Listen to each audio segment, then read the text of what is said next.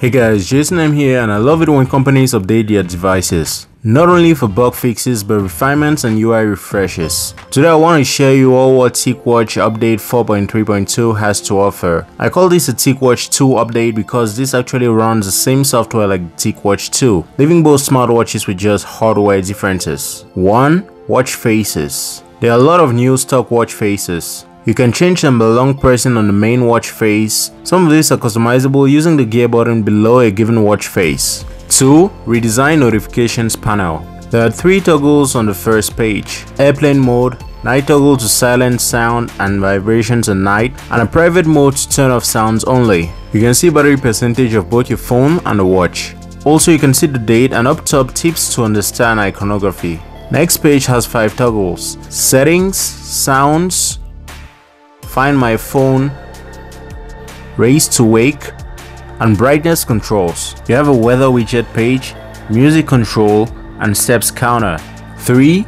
Voice assistant. This doesn't really work unless you're in China, and there's no indication of if you can ask the query in Chinese or in English, even though it's displayed in English. My bet is you still have to use Chinese here. 4. Notifications. Same as before, and you can access them by pulling from below any watch face. 5. The app drawer. Many app icons have been redesigned here. I'll go through each app one after the other. First, the phone app. This watch doesn't have a SIM card, so you'll need to be connected to your phone via Bluetooth to make or receive calls. On the first page you have recent calls, second page you have your contacts, and on the last page a dialer. Next, calendar. This shows a list of events on the first page. Tapping on it opens the event in more detail, and you can decide either to open it on your device or delete it. The health app is unchanged. The first page shows you your steps, and scrolling down takes you to a graph and daily stats of the month. The next page measures your heartbeats, and this doesn't work for dark-skinned people like me.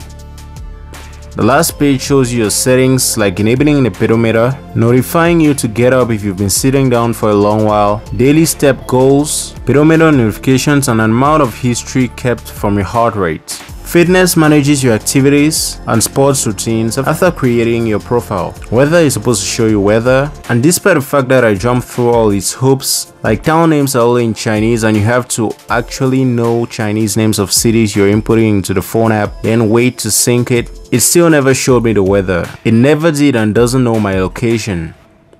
Stopwatch does what you expect it to do, and you can lap with the gray portion up top. Swiping to the right shows you lap data. Music is your music player, completely independent of your phone. For this, you have to push music from your phone to the watch, which will take a while. This later gets stored on the watch. You can control music from your phone while it's playing in the notification shade. You can play and pause music, skip next or go back, loop the song, all tracks, or play clips randomly. Swiping right shows you all the tracks on your watch. You can record audio to this watch as it has a microphone, and then send them to your phone. This is spy stuff and the quality isn't stellar. In timer, you can set the timer with presets like boiling an egg or washing clothes. If you're doing none of those, you can set a custom timer. Alarms? Well, set alarms, duh.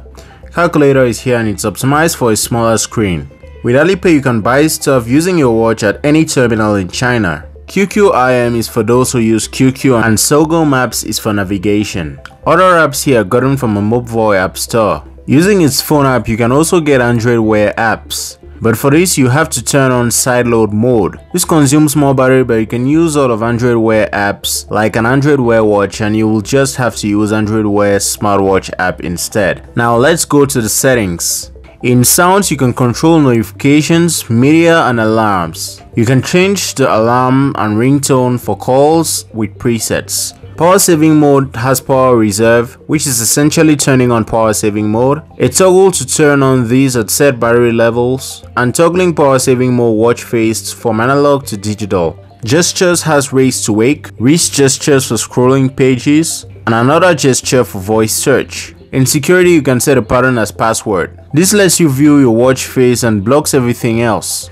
You can also keep this without worrying, as you have to manually lock it using the crown button. This is handy when giving out your watch to someone else to look at, especially if you've got banking accounts connected via Alipay. In preferences, you have private mode as mentioned before, brightness controls, ambient display or always on display, screen timeout, long press to change watch faces, hot word detection, text to speech, how you wear the watch, either crown in or crown out or left or right hand, tickle side touch, more on that later, and changing the language. As you may have noticed, Ticwear now is in English. Permission manages app permissions, but this looks like a placeholder for Marshmallow, fingers crossed. You can change the watch faces, factory reset, check about phone status, and updates. If you speak Chinese, you can check the change log in updates, and if you want to be on the edge with new features and a buggy smartwatch, you can change to the better channel.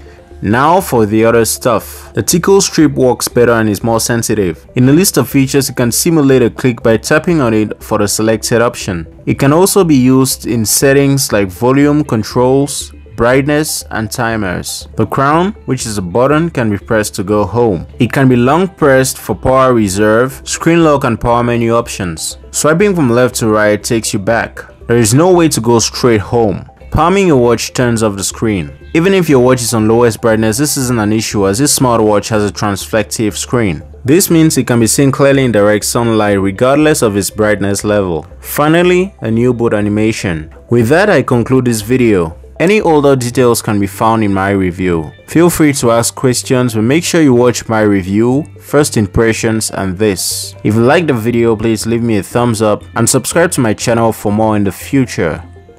Check out my previous video where I talk about Google Allo's best features. Bye.